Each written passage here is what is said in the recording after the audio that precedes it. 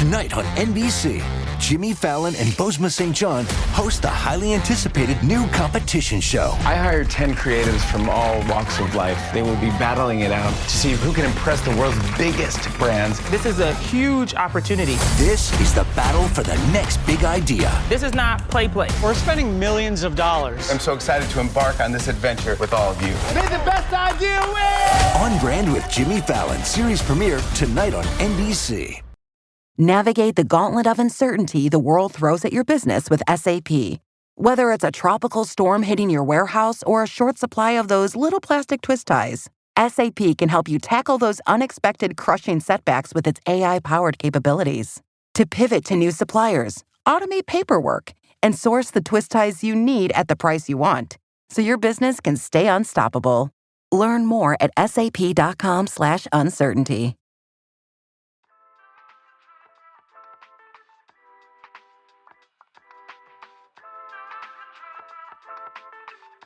HR tech, work tech, and investment are transforming the future of work. Are you in the know? Welcome to the WorkTech podcast. Join host George LaRocque for expert insights on the trends, M&A activity, and strategies shaping the workplace.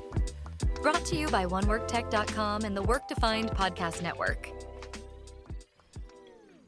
Hey everyone, welcome back to WorkTech. I'm George LaRocque, and I'm thrilled to have both an industry thought leader and good friend on today's episode.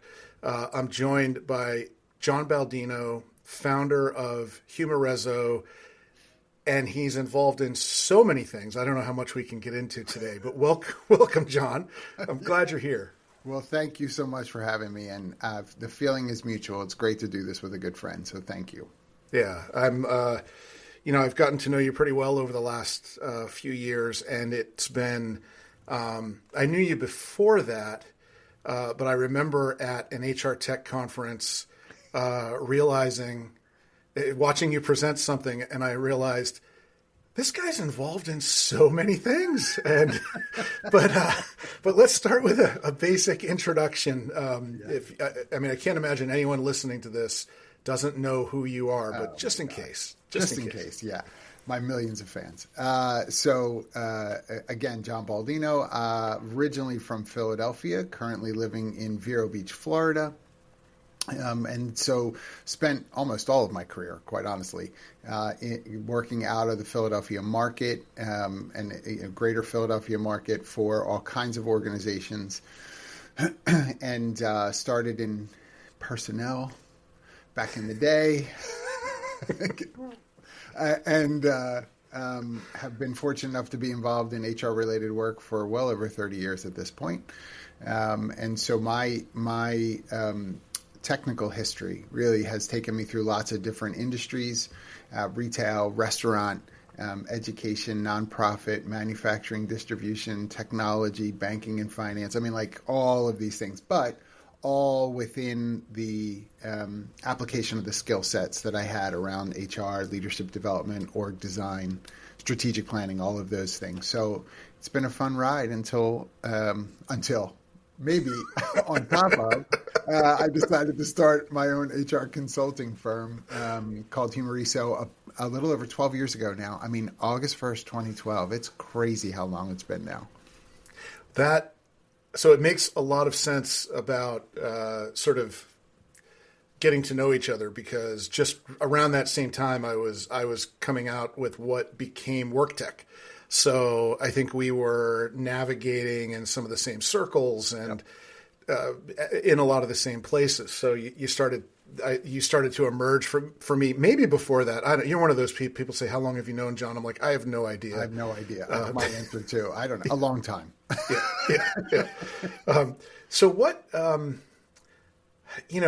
My path is similar. I started on the HR and staffing side.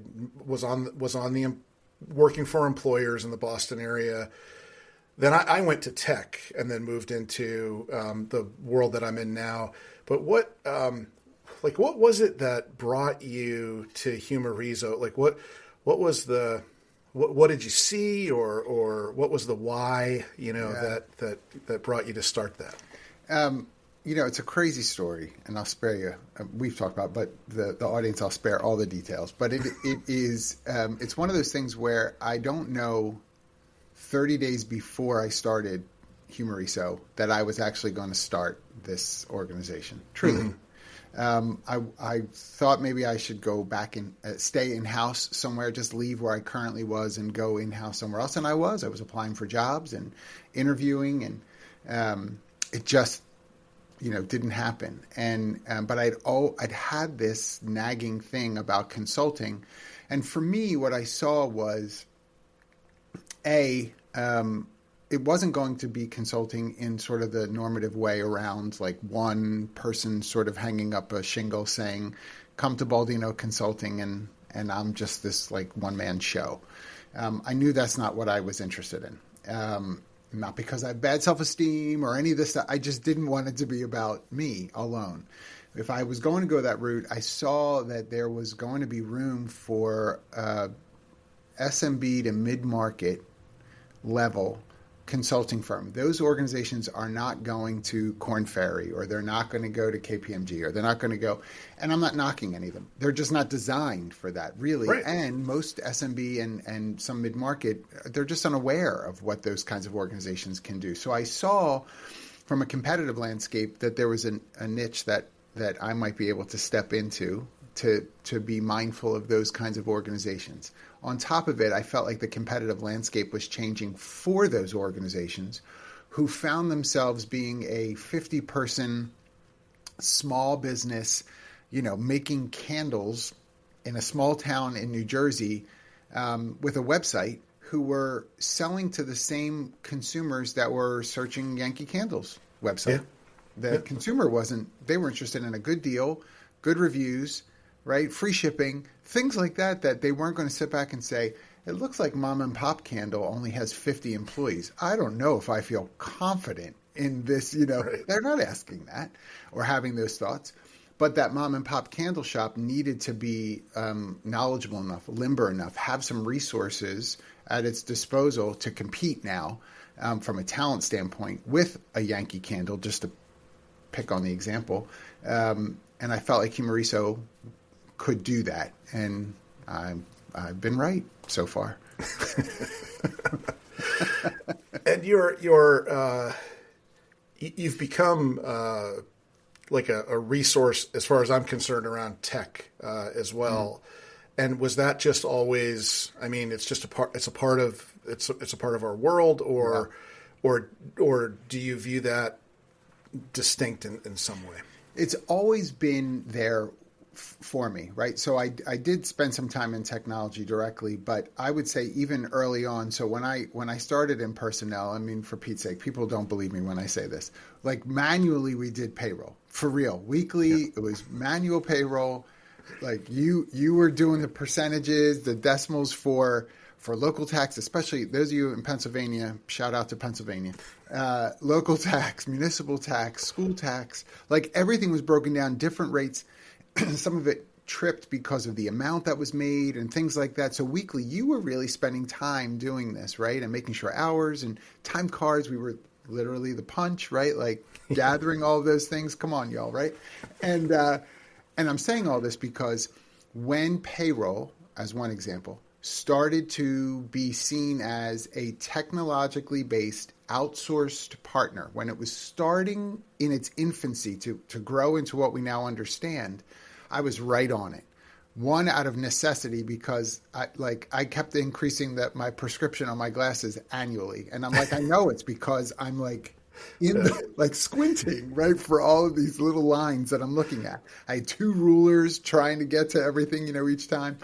And the other thing was I felt like I was never afraid of technology. And I felt like if we didn't embrace it, it was going to do what it was going to do without us. It wasn't going to ask for our permission as an organization to continue and to exist. It was going to run around us, and we would lose a competitive advantage. So that I'm saying that to say that's kind of always been sort of foundational for me. So now in the world of HR tech, all these years later, like I've been, you and I both, right? We've been so fortunate to be involved with so many organizations that are. Hello, this is Michael Vandervoort from the Drive Through HR podcast, where we discuss ideas, trends, and activities that impact HR, talent, HR technology, and the workplace. Our focus is on expanding knowledge and igniting curiosity as we hear directly from people who are shaping the future of the HR industry. Join us. Testing out ideas and spitballing some things and becoming startups and raising their first rounds of funding and trying to go, what's their go-to-market strategy and what's the differentiation for this tool over another. And so I love that. I think that's fun and exciting. Yeah. And I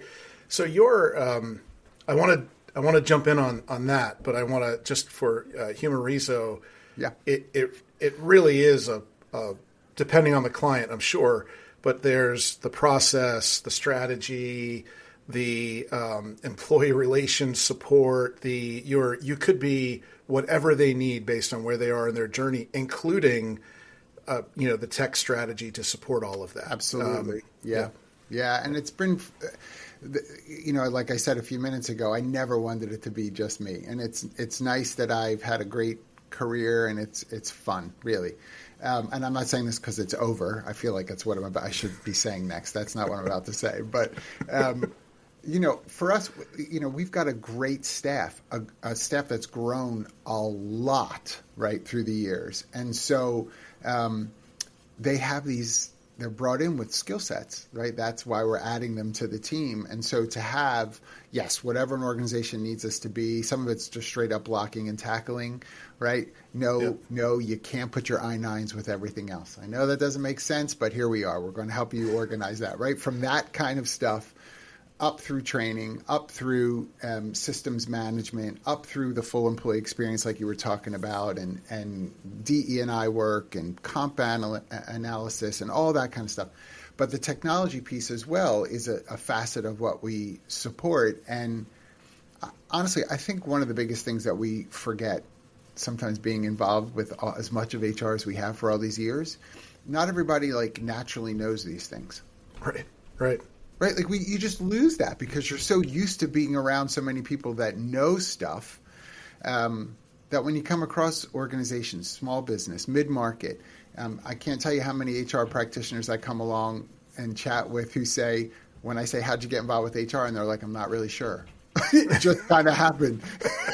I didn't go to school for it. Someone told me to start doing the new hire paperwork, and now all of a sudden I'm HR, right? That's what happened. Yeah. And they genuinely don't know a lot of things. They've not been exposed to a lot of things. So when we go to a tech conference, as an example, and we see all these great tools, so many day-to-day HR practitioners will never walk through those halls to see any of that, right? Yeah.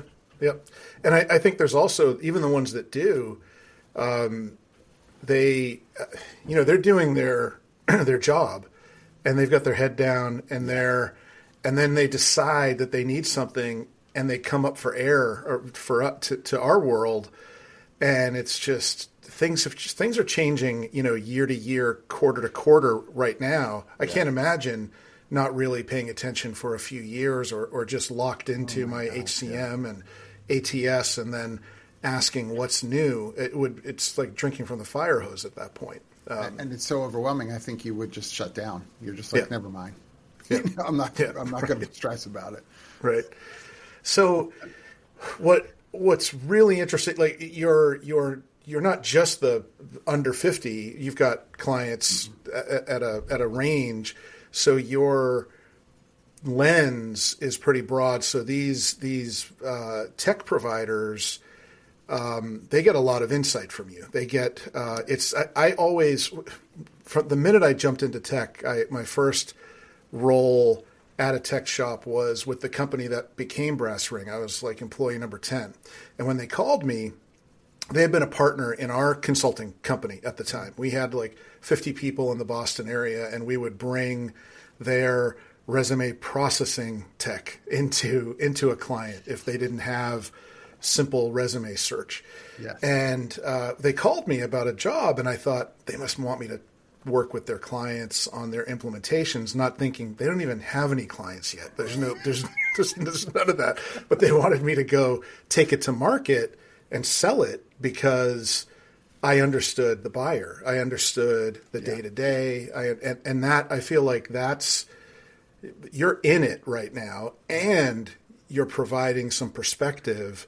And how has that grown into, I don't know how much you can talk about or you can't, but, when I say John's involved in a lot of things, he's involved in really a lot of things. And so don't piss me off.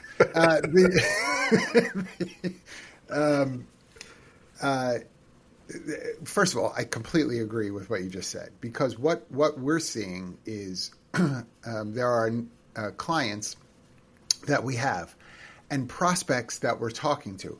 They may never become a client, but I'm a sucker for the, can I just talk to you for 10 minutes, right? And 10 minutes is 30. You do the same thing. Yeah. And 10 minutes becomes 30, and you're giving away stuff. And that's just part of what we do. And I know that not everybody loves that, but it's what we do. And I'm glad to be asked. And so many questions are coming up around technology. Yes, everybody is hearing about AI, and they don't really know what that means, right? What does that look like? And I'll ask, well, what do you think that is becoming? And it runs the gamut from, it's just kind of machine learning taking over some repetitive tasks, all the way to, I just see robots, being on my manufacturing floor in 3 years, doing the sorting that I have union members doing right now. And I'm like, whoa, that's a big jump. I don't know where you see these robots, but, let me know. But that just gives you an idea about it. It really can go with imagination.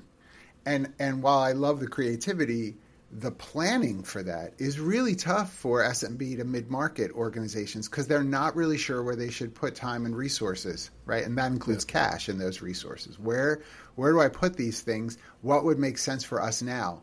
What are the things that we should be thoughtful of that are business relevant versus trendy? That's really hard. You and I, we could talk about that alone for 4 hours. That is really, really hard, because some of these organizations already have certain kinds of HR related tech involved in their organization. And so they're hearing from. This episode is brought to you by LinkedIn. Psst, healthcare pros, word's out, and it's too good to keep quiet. Look, LinkedIn is revolutionizing job hunting, making it possible to search by specialty, shift preference, and salary. Endless scrolling is out. Whether it's a mental health therapist or dental hygienist, finding the perfect role is faster and easier than ever. Head to linkedin.com/healthcare and start your search today. Hey, business owners, we know you know the importance of maximizing every dollar. With the Delta SkyMiles Reserve Business American Express card, you can make your expenses work just as hard as you. From afternoon coffee runs to stocking office supplies and even team dinners, you can earn miles on all your business expenses. Plus, you can earn 125,000 bonus miles for a limited time through October 29th. The Delta SkyMiles Reserve Business Card. If you travel, you know. Minimum spending requirements and terms apply. Offer ends October 29th, 2025. Sales reps connected to the platform that they already have, who are saying, you all are ready for this. You're ready for that. We're rolling out this AI-related X, Y, and Z. And the mid-market HR practitioner is like, yes, after they talk to them for 10 minutes, because it sounds like I should. And I'm not mocking sales reps, please. It's not what I'm trying to say. But the idea of that's their whole world. So of course, the payroll platform that you have that's trying to tell you to add this module or this piece, that makes sense. But it's also a very limited view. And so when I look at technology broadly, when it comes to what Humareso does, we are having these conversations. We are not doing enough across the board, in my opinion. In organizations, we're not doing enough assessment, and that's from small business to enterprise. We're not doing enough assessment to say, what do we really need? What really would make sense for us in our commitment to differentiation in these areas of branding for us? And that's employer branding as well as external market brand. Just a couple of thoughts, but those kinds of assessment-related questions help you to say, ooh, these tech pieces are nice, but they might be more of a distraction for us right now. That's not where we should focus. We should look at this, right? Yeah. So when I get involved specifically then with tech as an investor, which I do, I'm doing the same thing really from an assessment standpoint to say, what will this do to either, because for some tools, it is about machine learning. It is about doing more with less regarding personnel. We are in a market where we're just continue to have more jobs than people to fill them, and we're not having enough kids. So the numbers are always going to work against us for a very long time unless everybody decides to start procreating like crazy, and I don't see that happening. So we're going to have to do something from a technology standpoint to handle some of that. And then on the other side of it, though, I'm also looking at tools that are advancing areas of influence in HR or in the employee experience or in business development, true business development, not just sales, but actually the expansion of the business itself. Okay. Those are the things I think that interest me the most right now. Yeah. I think, you said something a little earlier, and I think the thread that I pull through all of this is, you talked about how you'll give something away. Someone calls and you want to talk. You care. You really care about the HR itself, the profession, the industry, the people, the employees that they're all caring for.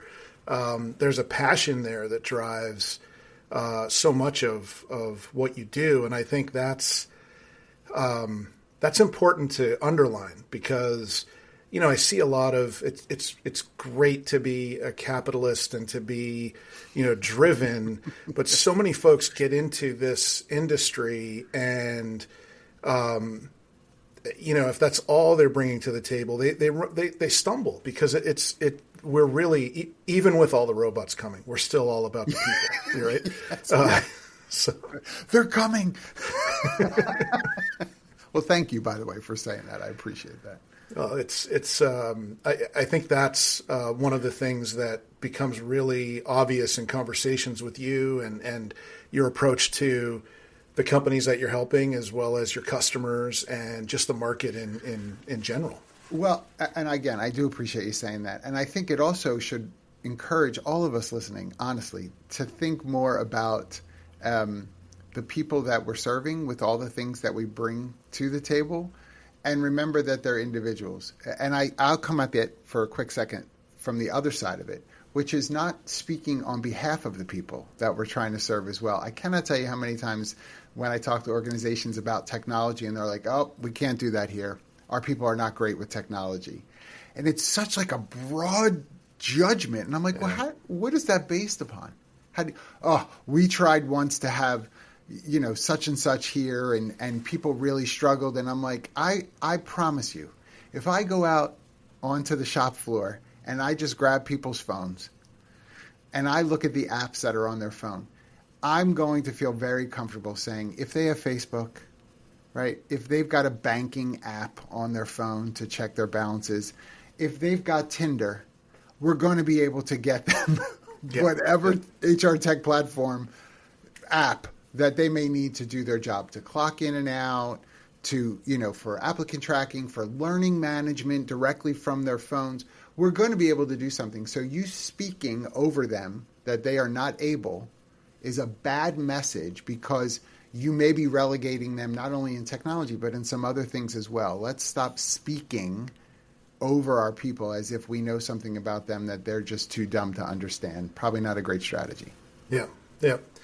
So you mentioned that you're an investor, and you talked about some of the things that you're excited about. Is there anything in particular in your travels these days with that lens, thinking about the startups that are engaging with you, and any you can call anybody out specifically if you'd like, or just generally, however you want to approach it. Anything that gets you excited there? Yeah, I mean, I think there are a few that get me excited. One, I will name what I can name. So one of them is Mavi, And you and I have obviously offline talked about Mavi previously, and the thing that I love about Mavi is Maavee. It's a play on the French word for Mavi, for my life, and it's a well-being benefit in sort of like large group category. But the thing I love about it is it's so individualistic in how someone can experience it, though it may be distributed as an employer-related benefit offering. It doesn't have to be, but it may be that way. Like, hey, we're giving you access to Mavi. And then everybody's like, great, they look at the app. And how you can work in it is very personal. If I'm on a journey of physical well-being, then I can look at it that way. If it's emotional well-being, mental well-being, if I'm recovering from some trauma, there's some really great resources that are in there that no one has to know about. And nothing feeds through, a benefit claim. No one's knowing that you're picking up a therapy notes book to work through feelings of depression. There's none of that that's known. Nothing's tracked in that way. All the way to like sustainability and environment. So why does that excite me? Because I love the idea of being as thoughtful to the individual as possible. So much of what we offer has to be sort of broad-based because some of our systems aren't designed to allow us to be individualistic. Here's a really cool option that allows that to happen. And I think it makes sense for employers, many of whom today. Welcome to The Human Role, your go-to podcast where HR and payroll collide with innovation. I'm your host, Tiana Neal, and every month I'm diving deep with industry experts and change makers, bringing you real talk insights, practical tips, and fresh takes you won't hear anywhere else. Whether you're a leader, practitioner, or just curious about the latest HR and payroll trends, I've got you covered. Ready to roll with the best? Tune in for fresh perspectives, actionable tips, and the knowledge you need to roll forward with confidence. Subscribe now and let's transform the way you work. Have hired people and are working with people that they've never sat in the same room with, ever. Ever. Yep. And so they're not picking up on any of those cues to say, how can I be a better friend to so-and-so? Right? How can I build a rapport and relationship with so-and-so besides just this sort of two-dimensional video screen when I talk to them twice a week for our check-ins, that kind of thing. Yeah. We are losing out on that. And so here comes this really cool tech that really can get right in there and help people feel like there's an individual path. They're allowing me to have connection to something that'll matter to me. That's cool. Yeah. And you didn't know this, but at about the same time, I had a conversation with Frank, the founder of Mavi. Yeah. So his video and audio podcast will go up. So there's detail. Awesome. I'll put them up at the same time so that I can cross link there awesome. So folks can go learn more. Frank is great. I mean, I can't wait to watch that one. That'll be good. Yeah. So I think that individual piece that an employer and really any community could have a role here to provide this, any affinity group, but certainly, he's focused on employers, but it's you're providing access. You're not in the middle of it. You can contribute to things in the app that help the employees to your discretion as an employer. But it's really about something for the individual, for the human being that's at the other end of the app, and that's very special. It's very special, and for me, the one thing that I think is just important to mention as well is I have Mavi as a benefit at Humareso. Okay. So my staff participate in it. And our organization has made a decision to contribute X amount per month towards their Mavi account, but an individual employee can contribute whatever they'd like as well, depending on what they want.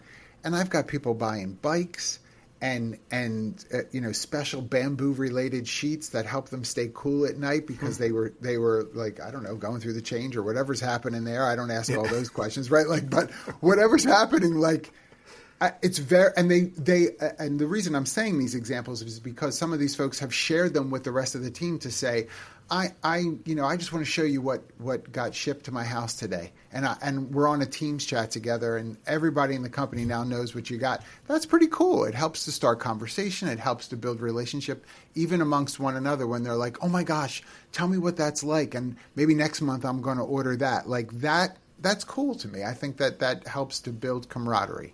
Yeah.